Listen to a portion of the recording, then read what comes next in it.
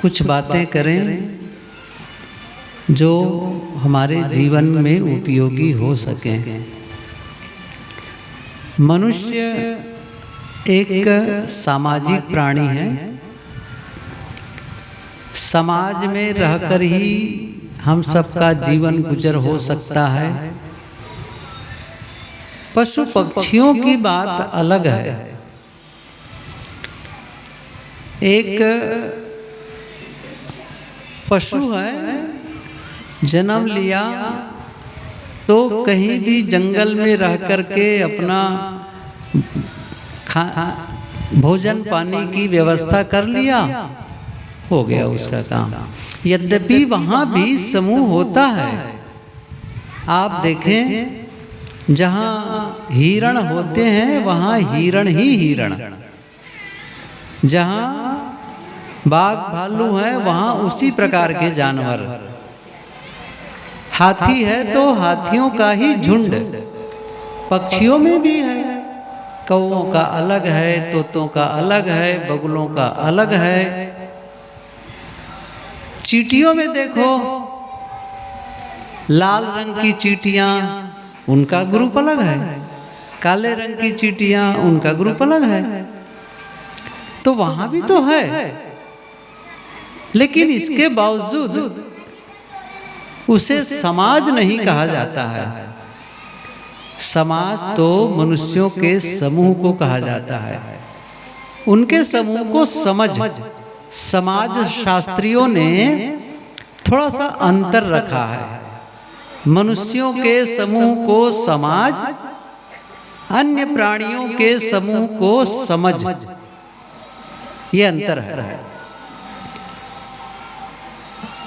मनुष्य है, सामाजिक प्राणी है, समाज में रहकर ही जीवन बीतेगा। हम कहीं अकेले किसी पर्वत की गुफा में जाके बैठ जाएं, किसी जंगल में चले जाएं, तो फिर काम नहीं बनेगा। क्योंकि भोजन की आवश्यकता होगी, कपड़े की आवश्यकता होगी, बहुत सी चीजें। स्वास्थ्य खराब हुआ, कुछ हुआ, यह न भी हुआ, हो सकता है आप जंगल में गए और वहां आप अपने खाने पीने की कुछ वहां कंदमूल फल खा करके जी भी गए, लेकिन मनुष्यों का साथ होना यह बहुत जरूरी है। आप ध्यान दें, केवल भोजन मिले, कपड़े मिले, रहने की जगह मिले, या कहना चाहिए सारी सुविधाओं से संपन्न हो, लेकिन आसपास कोई व्यक्ति न हो, कैसा लगता है? एक मकान, एक महल हो जिसमें सब कुछ है जीवन गुजर के लिए, और आपसे कहा जाए आपको वहां रहना है, आपके साथ में कोई नहीं रहेगा, न कोई मिलेगा, न कोई बातचीत करेगा, आदमी पागल हो जाएगा। ऐसा प्रयोग हुआ है, आदमी पागल हो जाएगा। ये तो ईसा मसीह ने कहा है, इट कास्ट नथिंग, नहीं, उन्होंने कहा है कि you can not live by bread alone. सिर्फ रोटी से आप जिंदा नहीं रह सकते। केवल भोजन ही हमारे जीवन के लिए पर्याप्त नहीं है। मनुष्यों का संबंध चाहिए, आपस में बातचीत चाहिए। आपके घर में कोई एक ऐसा सदस्य हो और उसको खाने की व्यवस्था कर दो, कपड़े की, रहने की, सब कर दो, लेकिन घर के जितने लोग हैं उनसे बातचीत करना बंद कर दो। उनकी ओर, उनकी बातों को सुनो मत, उनसे बात करो ही मत, उनकी ओर मुखातिब भी ना हो, उनकी कोई भी हो इग्नोर कर दो। वो आदमी कब तक रहेगा जिंदा? है ना कठिन। घर का कोई आदमी उससे बात नहीं कर रहा है, और घर नहीं, पूरे गांव के लोग कोई बात नहीं कर रहा है, तो केवल भोजन से जिंदा रहेगा? आदमी मर जाएगा, पागल हो जाएगा। मैंने क्या कहा, मनुष्य सामाजिक प्राणी है, वहां रह करके उदर पोषण तो करता ही है, प्रजनन भी करता है, ये अन्य प्राणी भी करते हैं, साथ साथ में एक दूसरे के संबंध ये हमारे जीवन को बनाए रखने के लिए आवश्यक है। आपस की वार्ता हो, एक दूसरे से भावनात्मक जुड़ाव हो, ये जरूरी है। लेकिन एक समस्या क्या आती है, जब मनुष्यों के बीच रहो तो मनुष्यों के बीच में वही होती है लड़ाई और झगड़ा।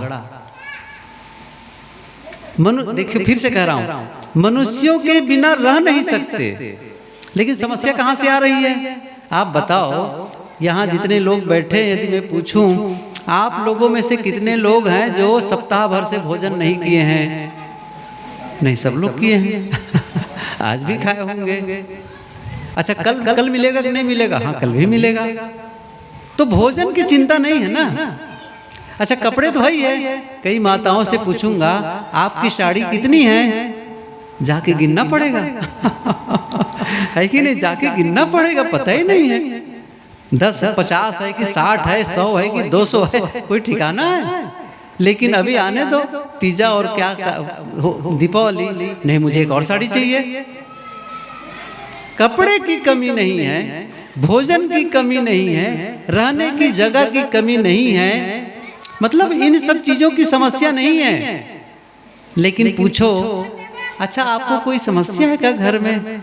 क्या बताएं, ये आपस के पति पत्नी की नहीं बन रही है, पिता पुत्र में नहीं बन रहा है, भाई भाई में अनबन है, और कितनी बातों को लेकर के, बहुत छोटी छोटी बातों को लेकर के, बहुत छोटी छोटी।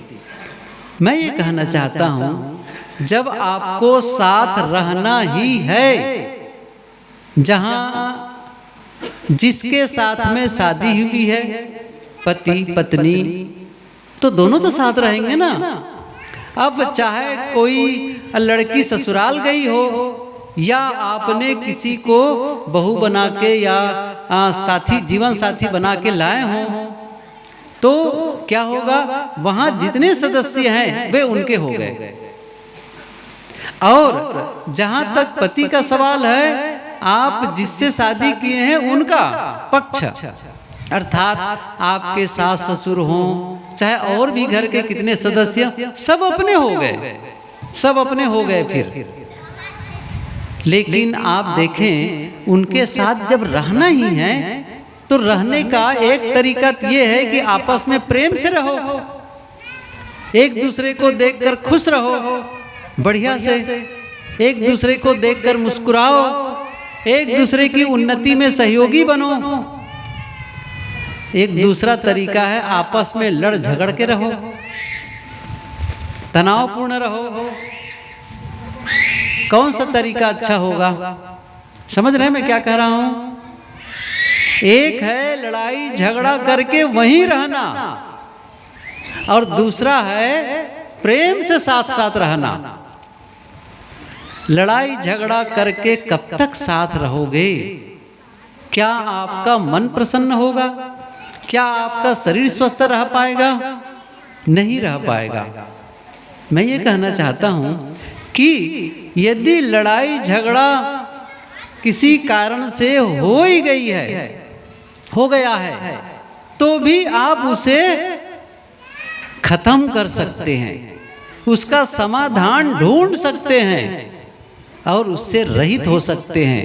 आपस में प्रेम से रहना सीखो, आपस में एक दूसरे का सम्मान करना सीखो। यह नहीं होगा, एक ही घर में है, और कई बार होता भी है, एक ही घर में रहेंगे, एक ही घर क्यों कहूं, एक ही कमरा में रहेंगे, और एक ही कमरा कहना भी गलत है, एक बिस्तर पर दोनों रहेंगे, लेकिन एक पूरब तरफ मुंह फुलाए हैं तो दूसरा पश्चिम तरफ मुंह फुलाए हैं। बातें नहीं हो रही है, कब से नहीं हो रही है? अरे 15 महीना दिन हो गया, और कई लोग तो सालों बात नहीं करते हैं। सोचो ये नरक है कि नहीं है? अरे जिसके साथ आपको रहना है उसके साथ अनबोला रहोगे तो कितना तनावपूर्ण जीवन होगा। नहीं, ऐसा मत करो। और मैंने कहा ना, प्रेम से रहो। प्रेम से रहने का क्या अर्थ है ये जरा समझो। प्रेम है क्या चीज, थोड़ी सी चर्चा करते हैं। प्रेम है क्या चीज?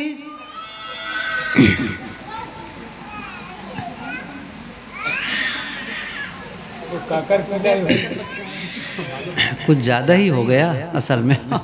अभी तक तो हम टॉलरेट कर रहे थे। मतलब पूरी तरह ध्यान आकर्षित कर रहा था। अब माताओं के लिए समस्या है, बच्चे छोड़ के नहीं आ सकते हैं, बच्चे साथ रहेंगे, ये लोग तो छुट्टे हैं। तो समस्या तो होगी, बात तो सही है। तो बच्चे रहेंगे तो हल्ला भी करेंगे। अच्छा, छोड़ के आ जाए तो सत्संग में ना आए, सत्संग में आना भी है। अच्छा, बच्चा लेके भी आना है, बच्चा हल्ला करेंगे। ये तो है, लेकिन जितना संभव हो सके संभालो बच्चों को। और थोड़ा सा यदि ऐसा लगता है कि बच्चे अभी नहीं मान रहे हैं कभी कभी, तो फिर थोड़ा दूर जाकर के बैठ लो, वहाँ आवाज़ जाएगी, वहीं से लाभ लो। कम से कम थोड़े लोग बैठे हैं, उनके साथ तो चर्चा हो। मैं ये कह रहा था, प्रेम का अर्थ क्या है? किसे कहते हैं प्रेम? क्या केवल इसी को कहेंगे कि मैं तुमसे प्रेम करता हूं तो ये मान लिया जाएगा कि वो प्रेम करता है? नहीं, प्रेम का अर्थ है एक दूसरे के हित की चिंता। ये ध्यान रखो, थोड़ा सा देखो मेरे पास बहुत कम टाइम बाकी है। अब मुझे संदेश मिल गया है 3 बजे बिल्कुल बंद कर ही देना। 2 लोगों ने संदेश दिया है। अब मैं, आप लोग सुनो चाहे न सुनो, मैं बोल देता हूँ। मैं तो चाहता हूँ कि देर तक बोलूँ इस विषय पर, और बहुत सारी बातें जो मैंने जाना है अब तक वो बताऊं। और आप यदि उन बातों को जीवन में लाएंगे ना, तो मैं सच कहता हूँ आपको अच्छा लगेगा, आपको अच्छा। अब नहीं लाएंगे तो बात अलग है, ठीक है। एक सुनना है, चले गए सत्संग में बुलाए तो बैठ लेते हैं। अब उसमें क्या है, कह रहे हैं कोई सारी बातें मानना कोई जरूरी थोड़ी है। सुनना है तो फिर नहीं बनेगा। सुनने का उद्देश्य होना चाहिए कि हम सुन करके अपने जीवन में बदलाव लाएं, जीवन में परिवर्तन लाएं। जब आप इस दरवाजे के अंदर आए, जब आप इस सत्संग के लिए इस दरवाजे के अंदर आए, तो जैसा आप थे दरवाजे में अंदर आने के पहले, आप जब लौटे तो वह इंसान न रह जाए आते समय जो थे आप। नया इंसान बन करके जाएं, नए संकल्प के साथ जाएं, नए विचारों के साथ जाएं, नए शब्दों के साथ जाएं।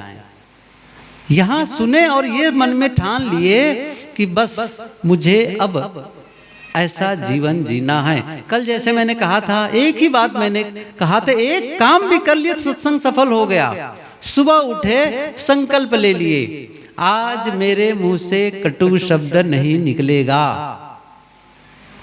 मैं नहीं निकलने दूंगा, चाहे जो हो जाए, चाहे घर वालों से जितनी गलती हो जाए, और चाहे सामने वाला मुझे कटु ही बोले, मैं नहीं बोलूंगा कटु। वो जाने अपना कटु बोलता है, क्या करता है उनका, लेकिन आज मुझे नहीं बोलना है। ये जरा संकल्प करके देखो कैसा लगेगा। एक बार करके तो देखो, आपको खुद को लगने लगेगा आज मैंने बहुत अच्छा किया है। आपको खुद की फीलिंग से बदल जाएगी। और ऐसे कहीं धीरे धीरे अपनी आदतों में बदलाव कर देंगे, स्वभाव को परिवर्तित करने लग जाएंगे, तो एक दिन आप फिर वह नहीं रह जाएंगे जो पहले थे, बदल जाएंगे। और आप जब बदल जाएंगे तो आपका परिवार का माहौल बदल जाएगा। बहरहाल संदर्भ पर आता हूं, जो मैं कह रहा था कि प्रेम के विषय में, प्रेम क्या है इसको बता रहा था। दूसरे के हित की चिंता, दूसरे के हित की चिंता, ये है प्रेम। मतलब पति यह चिंता करे कि मैं ऐसा कौन सा काम करूं, ऐसा कौन सा व्यवहार करूं, किस ढंग से व्यवहार करूं कि मैं अपनी पत्नी को अर्थात जीवन साथी को अधिक से अधिक प्रसन्न रख सकूं, अधिक से अधिक आराम दे सकूं। और यही चिंता पत्नी करती है, मैं ऐसा कौन सा व्यवहार करूं, कैसा जीवन को ऐसा कैसे परिवर्तित करूं, कैसे शब्दों का प्रयोग करूं, कैसा काम करूं कि मैं अपने पति को अधिक से अधिक प्रसन्न रख सकूं और अधिक से अधिक आराम दे सकूं। चिंता कर रहा है पति, चिंता कर रहा है पत्नी के लिए, पत्नी चिंता कर रही है पति के लिए। इसी प्रकार माता पिता चिंता कर रहे हैं बच्चों के लिए और बच्चे चिंता कर रहे हैं माता पिता के लिए। सास बहू भी सोच रहे हैं, बहू सोचती है मैं ऐसा कौन सा व्यवहार, कैसा व्यवहार करूं जिससे मैं अपनी सासू माँ को अधिक से अधिक आराम दे सकूं, उन्हें प्रसन्न रख सकूं। और सास भी यही सोचती है, दूसरे घर से बेटी आई है, वो मेरे घर की बेटी बनी है, मैं कैसे उनको प्रसन्न रख सकूं, उनको आराम दे सकूं, उनको उसके जीवन में खुशियां ला सकूं, ये चिंता कर रहा है। हमारे यहाँ हम लोग क्या करते हैं, मुझे अच्छा मिले, खाने की चीज अच्छी मिले, कपड़ा मिले अच्छा, मुझे आराम ज्यादा मिले, मेरी बातों को सब सुने, मुझे किसी की बात सुनना ना पड़े, बस यही गड़बड़ होता है। अपनी गलती पर हम क्षमा नहीं मांगना चाहते हैं और दूसरे की गलती पर हम दंड करना चाहते हैं, सजा देना चाहते हैं। नहीं, ऐसा नहीं चलता है जीवन। ये प्रेम पूर्ण, एक दूसरे के प्रति सम्मान का भाव होना चाहिए, सम्मान आदर का भाव होना चाहिए। एक दूसरे के लिए जब तक आपके मन में आदर का भाव नहीं होगा तो संबंध अच्छे नहीं बनेंगे। साथ साथ भले रहेंगे, साथ साथ तो रहेंगे, लेकिन जीवन सुखमय नहीं होगा। ठीक है, साथ साथ हैं, कर रहे हैं, ऐसा नहीं होता है। आपस में जब प्रेम से रहते हैं, गुरुदेव जी कहा करते थे, जब पति और पत्नी आपस में प्रेम से रहते हैं तो 3 पीढ़ी का लाभ होता है। और जब दोनों लड़ते हैं, झगड़ते हैं तो 3 पीढ़ी का नुकसान होता है। 3 पीढ़ी का नुकसान का मतलब क्या है? जब पति और पत्नी आपस में लड़ेंगे तो घर में जो बुजुर्ग है ना, चाहे वो माता पिता के रूप में हो, सास ससुर के रूप में हो, उनकी सेवा नहीं होती है, उनका सम्मान नहीं होता है। और दूसरी पीढ़ी है, जब आपस में दोनों लड़ते हैं तो दोनों का विकास रुक जाता है। लड़ करके कभी विकास नहीं हो सकता है, लड़ने से विकास थम जाता है। ये पंक्ति आप लोग भी सुने होंगे, जहां सुमति तहां संपत्ति नाना, जहां कुमति तहां विपत्ति निधाना। जहां सुमति है, पति पत्नी एक दूसरे से सलाह मशविरा करते हैं, बैठ करके बातचीत करते हैं, योजना बनाते हैं अपने परिवार के लिए, परिवार के विकास के लिए, बच्चों के लिए योजना बनाते हैं।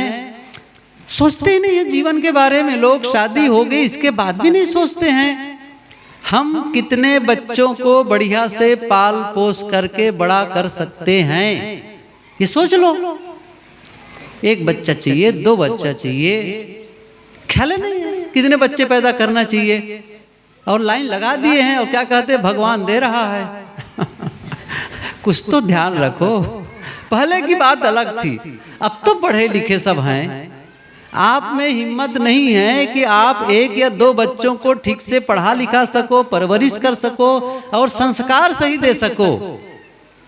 आप कई बच्चे पैदा कर दिए हैं और कई लोग तो बेटा बेटा चाहिए उनको। अब ये विषय मेरे पास समझ नहीं कि इन विषयों को विस्तार दे सकूं। बेटा बेटा चाहिए, नहीं बेटी नहीं चाहिए। क्यों नहीं चाहिए भाई? क्योंकि वह क्या करेगा, पिंडदान करेगा। अभागा आदमी, कुछ तो समझ। किसी के पिंडदान करने से आपका वो कल्याण होने वाला है? बेटा ही हो और वही हमारा तारण करेगा, वही हमारी सेवा करेगा, ये सोचना ही गलत है। मैं एक चीज बताऊं आपको, रामायण तो सब लोग जानते हैं यहाँ, और उसमें दशरथ का नाम तो सुने होंगे। दशरथ का नाम जानते हैं? अच्छा, वो कौन थे? बस उनके कितने बेटे थे? 4। अच्छा, वो योग्य थे कि नहीं थे? चाहोगे ना, रामसरी के बेटा बहुत योग्य थे, चारों के चारों, सही है कि नहीं है? लेकिन जब दशरथ का अंत का समय आया, मृत्यु की बेला में, कौन बेटा उसके मुंह में गंगा जल डालने के लिए खड़ा था? बताओ। 4 बेटे और चारों योग्य, कोई भी उसके मुंह में गंगा जल डालने के लिए नहीं आया। अपना कर्म ही खराब रहेगा तो बेटा क्या करेगा? इसलिए ये मत सोचो कि कोई बेटा हो बेटी, सब बराबर हैं। मेरा विषय यह है कि आप आपस में बना लो, हम परिवार को सुखपूर्वक कैसे आगे बढ़ाएं। किसी काम को, चाहे आपको खेती करना हो, बिजनेस करना हो, नौकरी करनी हो, देखो जरा से, जब हमारे बीच में बच्चे आएंगे तो उनका परवरिश कैसे होना चाहिए, हमारी योग्यता कितनी है, कितना हमारे पास धन है, कैसे कर सकते हैं और इसको कैसे बढ़ाएं। आपस में बैठ लो, सुमति से काम करो। खर्च को ध्यान में रखो कि कौन सा खर्च का वहन कर सकते हैं हम, क्या इतने महंगे कपड़े पहन सकते हैं, इतने महंगे भोजन कर सकते हैं, क्या होटल में जाकर खाने की हमारे पास शक्ति है और क्या उसकी आवश्यकता है, हमें गहने चीज कितने चाहिए, नहीं चाहिए। इन सब बातों को आपस में सलाह मशविरा करके, आपस में सोच करके, प्लान करके काम करो। तो मैं कह रहा था, जब दोनों पति और पत्नी आपस में लड़ते हैं तो दोनों का विकास थम जाता है। और तीसरी पीढ़ी है, जब दोनों प्राणी आपस में लड़ते हैं पति और पत्नी, तो तीसरी पीढ़ी जो सबसे महत्वपूर्ण है वो कौन सी है? वो है बच्चे। बच्चों को अच्छे संस्कार नहीं मिलते। ये कुर्सी वहां रखो ना, वहीं से इतनी दूर जाके यात्रा करेंगे। बच्चों को अच्छे संस्कार नहीं मिलते। बच्चों के लिए सबसे बड़ी त्रासदी क्या होती है?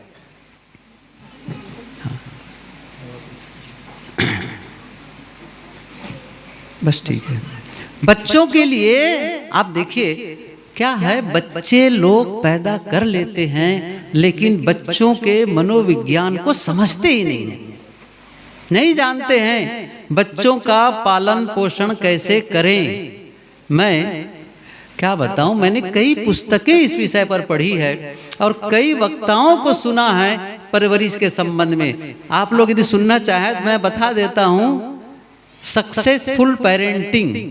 मैं उस समय की बात बता रहा हूं जब DVD CD चलता था, 300-350 रुपये में उसको खरीद के लाया था कि आदमी बोलता कैसे परवरिश के विषय में, मुझे जानना था। इस प्रकार की पुस्तकें मैंने रखी और पढ़ना शुरू किया लोगों के बारे में कि कैसे होता है ये। लोग ये भी कहने लगे आपके तो बच्चे नहीं हैं, आपको क्या चिंता है इसकी। मैंने कहा यही तो बताना है आप लोगों को। बच्चे पैदा करना जानते, बच्चे का पालन पोषण कैसे करना चाहिए पता ही नहीं है आपको। सही संस्कार नहीं दे पाते हैं, सही संस्कार नहीं। और बच्चों की सबसे बड़ी त्रासदी क्या होती है, आपस में जब माता पिता लड़ते हैं तो जानते हो क्या होता है, अपने आप को असुरक्षित महसूस करते हैं, अपने आप को असुरक्षित महसूस करते हैं। और उनकी समस्या क्या होती है, उनकी समस्या होती है हम माँ का साथ दें कि पिता का साथ दें।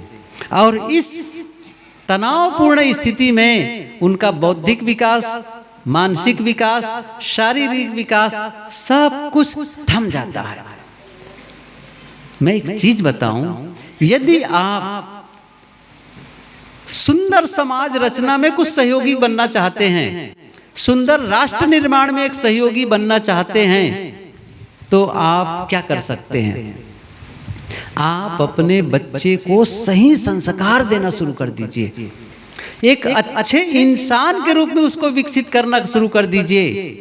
ये आगे चल करके डॉक्टर बने, वकील बने, इंजीनियर बने, प्रोफेसर बने, बिजनेसमैन बने, राजनेता बने, साधु बने, किसी भी क्षेत्र में वो जाए, कुछ भी करे, लेकिन यह एक अच्छा इंसान होगा।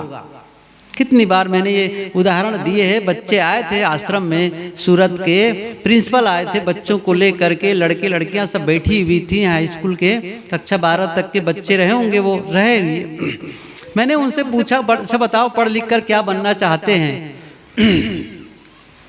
तो पहले कुछ लोग बोले कि भाई हम कोई डॉक्टर, कोई वकील, कोई इंजीनियर, कोई कुछ ऐसा बनने के लिए कहा। मैंने कहा कि अच्छा लगा कि आप सभी पढ़ लिख कर क्या बनना चाहते हैं पता चला, लेकिन मेरा एक छोटा सा प्रश्न है।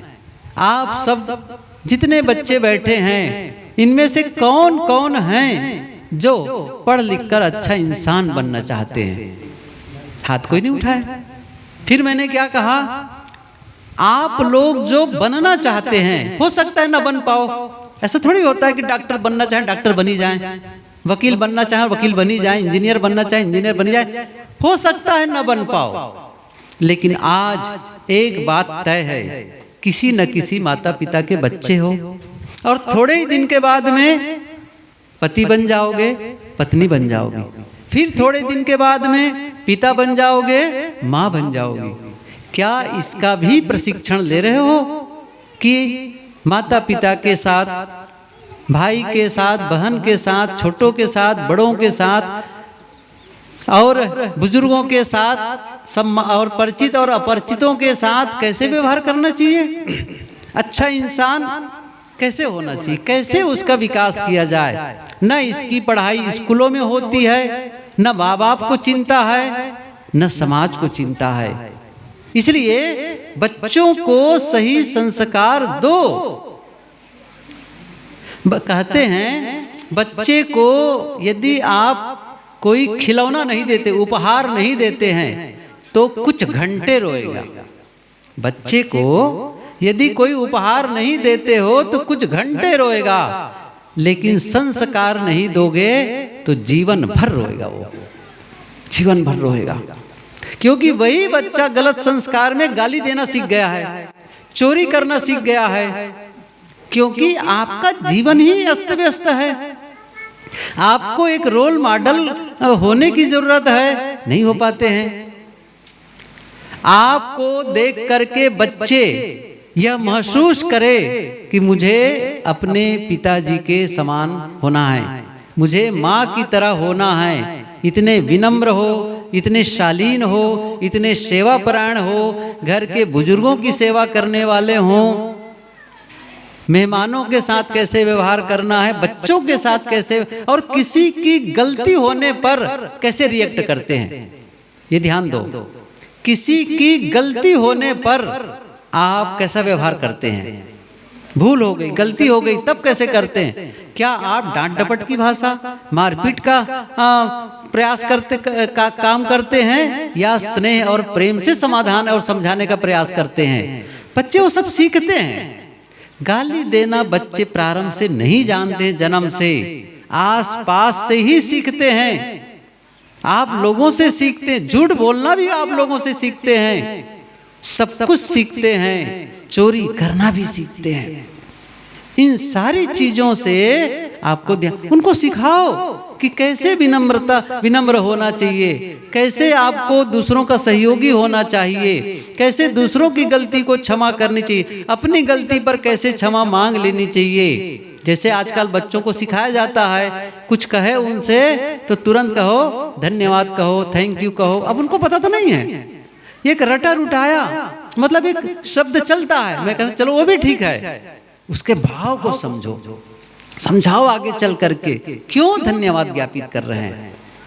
अब वो धन्यवाद केवल शब्दों को ना हो, भीतर से आए, ये आभार व्यक्त, ये कृतज्ञता सिखाओ उन सबको। आज कृतज्ञता ही नहीं सिखाया जा रहा है। जो बड़े बुजुर्गों का सम्मान और सेवा होना चाहिए, क्या बताऊं, वो होता ही नहीं है उनके साथ में। बड़े बुजुर्गों की भी गलती है, क्षमा करें, गलती इसलिए कहता हूं, अब वो घर में है, बुजुर्ग हैं, बच्चे जवान हैं, हो सकता है किसी कारण से देर से सो रहे हों, या और कुछ असावधानी हो गई हो, अब वो बस सुबह से शाम तक बस बुराई बुराई पटपट पटपट बोल रहे हैं, वहां गए, क्या बताएं आजकल के बच्चे कलयुगी हो गए, ये हो गए। बहू के भी के उसको भोजन बनाना ही नहीं आती, जब देखो तब बेकार बनाती रहती है। एक दिन भी प्रशंसा नहीं बहुओं की। बहू भी समझती प्रशंसा तो मिलना नहीं है, उबाल के धर दो, खाए जाए जाए। आप जब अपने बेटी की निंदा करेंगे, बहुओं की निंदा और आलोचना करेंगे, छोटे बच्चों के बारे में गलती में गलत शब्द बोलेंगे, तो आप श्रद्धेय नहीं हो सकते। आपके प्रति लोगों की भावना नहीं रहेगी। आपका काम क्या है? शांत और मौन। अब बच्चों की जिम्मेदारी आ गई है, उसको जीने का हक है, वो अपने ढंग से निर्णय लेंगे। आपसे पूछो तो बताएं, न पूछे तो भी आप बीच में जाकर के दखल दिए चले जा रहे हो। उनका जीवन है, आप उनको स्नेह दो, प्रेम दो। हाँ, कभी कोई ऐसी बात हो तो उन्हें आगे बढ़ के बताओ कि देखो बेटा, इसको ऐसा करने पर ये हो जाएगा, ऐसा करने पर ये हो जाएगा, ऐसा एक दो बार बता दो। न माने शांत। उनसे विवाद मत करो, लड़ाई मत करो, तब आपका भी सम्मान होगा। लेकिन मैं ये भी कहना चाहता हूं, माता पिता यदि नासमझ हो भी गए किसी कारण से, आप तो समझदार बनो, आपको तो दायित्व है। वो नहीं समझ पा रहे हैं, ठीक है, उनकी पढ़ाई लिखाई उस समय की वैसी थी, उनके संस्कार वैसे थे, लेकिन आपको तो अच्छे संस्कार हैं, आप तो कम से कम बदलाव कर सकते हो। इसलिए बच्चों को सही संस्कार दो, हमेशा ध्यान रखो। उन्हें कोई भी कभी भी एक ध्यान रखना, शुरुआत बहुत छोटी होती है, शुरुआत बहुत छोटी होती है। कोई भी बच्चा जब गलत खाना शुरू किया, चाहे वो गुटखा खाना हो, चाहे वो बीड़ी पीना हो, चाहे कुछ भी गलत किया, तो बहुत छोटी शुरुआत हुई होगी। उसी समय उस पर ध्यान दो। नजरअंदाज करते गए, ख्याल नहीं किए, पूरा स्ट्राइक कर दो, चाहे जो हो जाए, ये नहीं चलने वाला है, तो वह खत्म हो सकता है। और जब बहुत जैसे कोई आग लगती है ना, एक किसी ने कहा है, भयंकर लगी हुई आग एक समय ऐसा था जब उसे आधा गिलास पानी से बुझाई जा सकती थी। क्योंकि जब आग की शुरुआत हुई तो छोटी थी, बहुत छोटी थी, लेकिन वो बढ़ती चली गई, बढ़ती चली गई, ध्यान ही नहीं दिए, आग एकदम पूरे गांव को जलाने के लिए तैयार है। एक समय वो था। इसी प्रकार जीवन में चाहे गलत आदतें जब बनती है तो छोटी होती है, उसी समय सावधानी बरत लो, चाहे जो हो जाए इसको खत्म करना ही है, मोह मत करो। जब बच्चे गलती, देखो बच्चों से प्रेम करना बहुत जरूरी है, लेकिन बच्चे बड़े हो गए हैं तो बच्चों को सिखाना भी है, उनकी गलतियों पर उन्हें डांटना भी है, और जरूरत पड़े तो थोड़ा से कोहनी से मारना भी सीखो। मारने का मतलब डंडा नहीं, मैं क्षमा करें, मैं ये कहना चाहता हूं उसको सबक सिखाना भी सीखो। दिल्ली की शायद ये बात होगी, घटना मैंने पढ़ी थी कि रात का 12 बज गया था, 12 से ऊपर ही हो गया रहा होगा। हुआ क्या था, दिल्ली की पुलिस एक घर में रात में आकर के दस्तक देता है, खट खट देती है, खट खट खट।